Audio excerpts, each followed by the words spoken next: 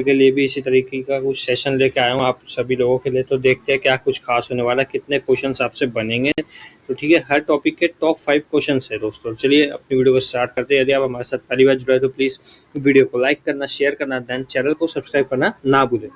तो चलिए स्टार्ट करते हैं वीडियो को।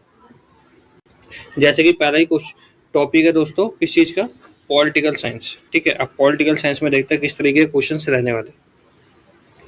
पहला क्वेश्चन है, इंदिरा गांधी का उत्तराधिकारी कौन बना? तो इंदिरा गांधी का उत्तराधिकारी कौन बना था? Option number B, Rajiv Gandhi.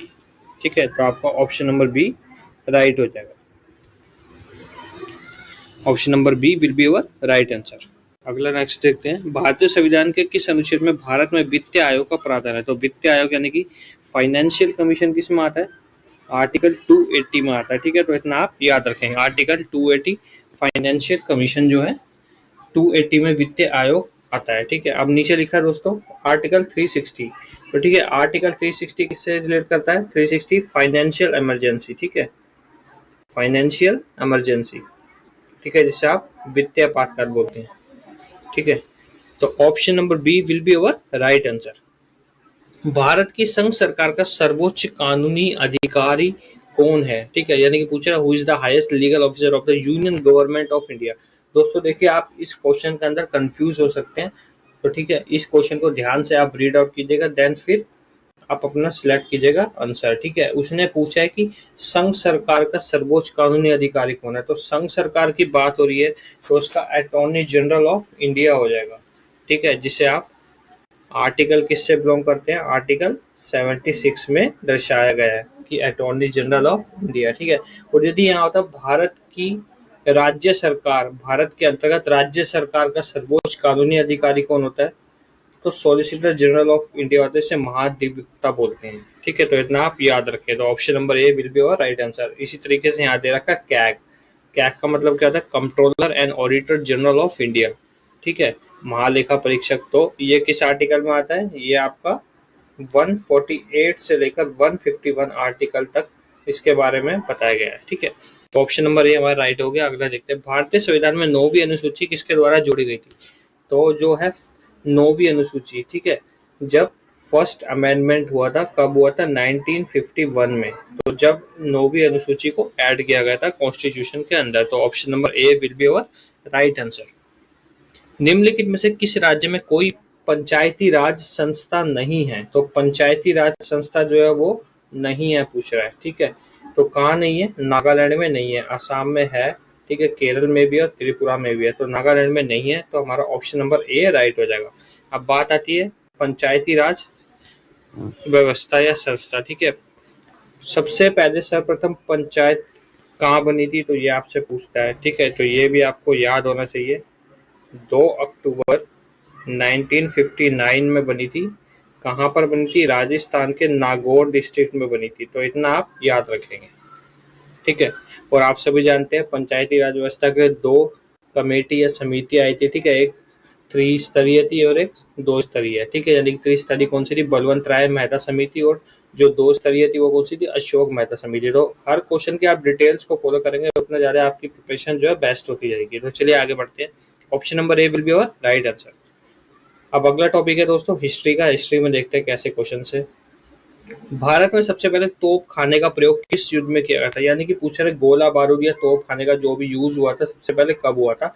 तो पानीपत का जो फर्स्ट वार हुआ था, कब हुआ था? 1526 में, यानी कि 1526 में। और किस किस के बीच हुआ था पानीपत का फर्स्ट वॉर? ठीक है, एक तरफ आपके इब्राहिम लोधी जो कि लोधी वंश के शासक थे, ठीक है, और दूसरी तरफ कौन था? बाबर। तो बाबर ने सर्वप्रथम क्या किया था? यह क्वेश्चन को आप थोड़ा टफ करेंगे तो इस तरीके पूछ जाएगा, बाबर ने सर्वप्रथम तोप खाने या गोला बारूद का किस युद्ध के अंदर यूज किया? तो पानीपत के फर्स्ट वर्ल्ड वॉर में। ठीक है, तो इतना आप याद रखेंगे। तो option number A will be our right answer. निम्नलिखित में से कौन सा खंडर विजयनगर की प्राचीन राजधानी का प्रतिनिधित्व करता है? तो विजयनगर की प्राचीन राजधानी का प्रतिनिधित्व कौन करता है? Option number D, Hampi. ठीक है, तो option number D will be our right answer. अगला क्वेश्चन है, किस गुप्त राजा के शासनकाल के दौरान चीनी यात्री फायान ने भारत का दौरा किया था? यानी कि पूछ रहा जो चीनी यात्री फायान था वो किसके शासनकाल के दौरान किसके दरबार में आया था? तो ठीक है, तो ऑप्शन नंबर 3 आपका राइट हो जाएगा। ठीक है, चंद्रगुप्त द्वितीय के दरबार में आया था। ठीक है, तो इतना आप याद रखेंगे चंद्रगुप्त द्वितीय के। तो option number C will be our right answer. Pulakeshin द्वितीय या पुलकेशिन सेकंड का समकालीन था, किसका समकालीन था? वो कंटेम्पररी किसका था? चंद्रगुप्त मौर्य का। तो option number C will be our right answer. अगला क्वेश्चन है अकबर का राज्यारोहण कहाँ होता है, यानी कि पूछ रहा है वेयर वॉज अकबर्स असेशन, यानी कि अकबर का जो राज्याभिषेक हुआ था वो कब और कहाँ हुआ था। भी इस तरीके से भी क्वेश्चन पूछ सकता है। तो कहाँ पे होता? ऑप्शन नंबर एक कालानौर में हुआ था। ठीक है, कब हुआ था ये आपको डेट बतानी है। मैंने आपको डेट बता दी, लेकिन आपको सन बताना है। 14 फरवरी कब हुआ था उसके आगे आपको बताना है। ये आपका आज का होमवर्क है। ठीक है, option number A will be और राइट आंसर। अब अगला टॉपिक जो आ गया दोस्तों हमारा ज्योग्राफी का। ठीक है, अब आपने देखा कि हिस्ट्री और पॉलिटिकल साइंस हो गया आपके कितने सही आप मैच कर सकते हैं, और आपकी प्रिपरेशन भी देख सकते हैं कि कुछ क्वेश्चन ऐसे जो आपने नहीं पढ़े और पढ़े भी हैं तो आपकी रिवीजन हो जाएगी। तो चलिए ज्योग्राफी में देखते हैं कैसे है। निम्नलिखित में से कौन सी नदी महाराष्ट्र गुजरात से होकर बहती है? तो महाराष्ट्र गुजरात से होकर कौन सी नदी बहती है? ऑप्शन नंबर डी ताप्ती नदी बहती है। बांग्लादेश में गंगा को किस नाम से जाना जाता है? तो बांग्लादेश की बात आ गई है। सबसे पहले बांग्लादेश की लेंथ पूछता है, लंबाई पूछता है आपसे, तो कितनी है? 2900 किलोमीटर। ठीक है, और गंगा की आप सभी को पता ही है 2525 किलोमीटर। ठीक है, अब सॉरी बांग्लादेश की बात आ रही है, मैंने ब्रह्मपुत्र समझा। ठीक है, सॉरी मिस्टेक होगी थोड़ी। तो ठीक है, बांग्लादेश की बात आ गई है। बांग्लादेश में गंगा को किस नाम से जाना जाता है? तो गंगा को किस नाम से जाना जाता है? ऑप्शन नंबर ए आपका राइट हो जाएगा पहले तो। ठीक है, पद्मा के नाम से जाता है। गंगा की बात आ गई है, गंगा को किस नाम से जाना है? तो वो 2525 उसकी किलोमीटर लंबाई होती है, और ब्रह्मपुत्र की पूछ लेगा आपसे तो 2900 किलोमीटर।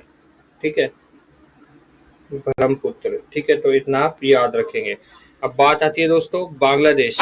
तो भारत जो है सबसे लंबी सीमा किसके साथ शेयर करता है, ऐसे क्वेश्चन आता है। तो बांग्लादेश के साथ करता है, कितनी करता है?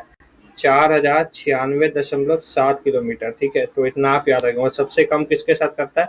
106 किलोमीटर अफगानिस्तान के साथ। तो इतना आप याद रखेंगे। तो option number A will be our right answer. निम्नलिखित में से कौन सी जनजाति मध्य भारत में नहीं पाई जाती? तो कौन सी नहीं पाई जाती? गोंड्स। ठीक है, आप सभी जानते हैं गोंड, भील, मुंडा, ये सब कहाँ पाई जाती है? यूपी, आपका मध्य प्रदेश वगैरह में देखने को मिलती है बेसिकली। ठीक है, तो टोडास जो है वो नहीं मिलेगी आपको देखने को, क्योंकि टोडास जो है बेसिकली कहाँ पाई जाती है? साउथ की तरफ पाई जाती है। ठीक है, तो option number B will be our right answer. निम्नलिखित में से कौन कर्क रेखा के सबसे नजदीक है? तो कर्क रेखा के सबसे नजदीक कौन है? Option number B will be our right answer, यानी कि कैलकाटा जो है ऑप्शन बी कर्क रेखा के सबसे नजदीक है। दक्षिण भारत की सबसे ऊंची चोटी कौन सी है? दक्षिण भारत की सबसे ऊंची चोटी कौन सी है? ऑप्शन नंबर सी अन्नाई मुड़ी। ठीक है, तो अन्नाई मुड़ी जो है दक्षिण भारत की सबसे हाईएस्ट पीक है। ठीक है, इस तरीके से आपसे पूछ लेगा कि लक्षद्वीप की सबसे हाईएस्ट पीक कौन सी है? तो लक्षद्वीप की कौन सी है आपको ये भी याद होना चाहिए। ठीक है, वैसे पूछता नहीं है फिर भी आपको याद होनी चाहिए। ठीक है, लक्षद्वीप की कौन सी है? नारचो हाईएस्ट पीक। ठीक है, इस तरीके से आप याद रखेंगे। तो ऑप्शन नंबर सी हमारा राइट हो जाएगा। अब अगला टॉपिक है दोस्तों कौन सा? Static GK. कवल बाग अभ्यारण्य किस राज्य में स्थित है? तो कवल बाग अभ्यारण्य कहाँ स्थित है? तेलंगाना में स्थित है। इसी तरीके से आपसे पूछता है तमिलनाडु का, कि तमिलनाडु में ऐसा कौन सा टाइगर रिजर्व है जिसे सत्यमंगलम, ठीक है, कौन सा है? सत्यमंगलम, जिसे क्या मिला है? T/3 स्टार का टैग मिला हुआ है। ठीक है, तो इतना आप याद रखेंगे। 2011 में देश के निम्नलिखित में से किस राज्य में साक्षरता दर सबसे अधिक है, यानी कि हाई लिटरेसी रेट कहाँ पे है? तो हाई लिटरेसी रेट कहाँ पे? केरला के अंदर है। और लो की बात कर लेगा तो लो कहाँ पर है? बिहार में है। ठीक है, और आपसे पूछ लेगा सेकंड लो लिटरेसी रेट कहाँ पे है? तो अरुणाचल प्रदेश। ठीक है, तो इतना आप याद रखें। तो option number D will be our right answer. Major Dhyanchand को भारत के प्रतिष्ठित नागरिक सम्मान पद्म भूषण से कब सम्मानित किया गया था? 1956 में सम्मानित किया गया था। और आप सभी जानते हैं हम राष्ट्रीय खेल दिवस बनाते कब बनाते हैं? 29 अगस्त को बनाते हैं। किसकी जयंती पर? मेजर ध्यानचंद जी की। Option number C will be our right answer. निम्नलिखित में से कौन शास्त्रीय गायन से संबंधित है? तो कौन है? Mallikarjun Mansur. Option number C हमारा राइट हो जाएगा। इंदिरा गांधी राष्ट्रीय मानव संग्रहालय कहाँ है? तो इंदिरा गांधी मानव गांधी मानव संग्रहालय कहाँ पे है?